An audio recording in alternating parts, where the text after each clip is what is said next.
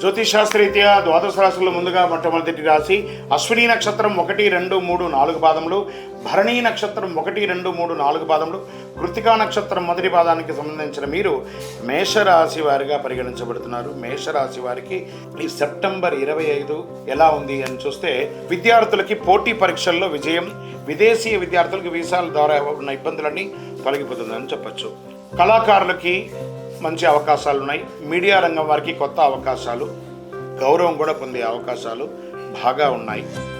ఆరోగ్యానికి వచ్చేటప్పటికి కాస్త రక్తపోటు, బీపీ వంటివి, కంటి సమస్యలు ఇవన్నీ కూడా ఉన్నాయి అవకాశాలు. జాగ్రత్త పడండి. మరి ఈ నెల తీసుకోవాల్సినటువంటి కొన్ని సూచనలు ఉన్నాయి. రంగు ఎరుపు, పసుపు, కలిసి వచ్చే దిశ తూర్పు దిశ. ఈ నెలలో మీకు శుభదినాలంటే 2, 5, 9, 17, 23, 28.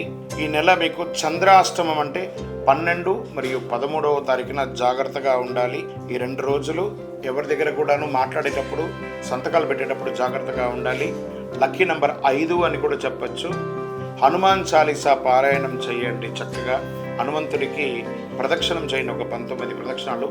ఆదివారం ఆదిత్య హృదయం సూర్య ఆరాధన చేయండి.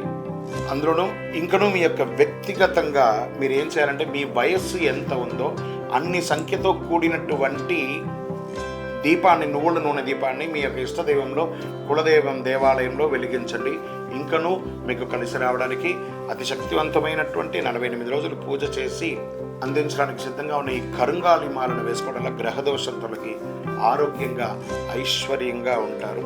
విజయోస్తు.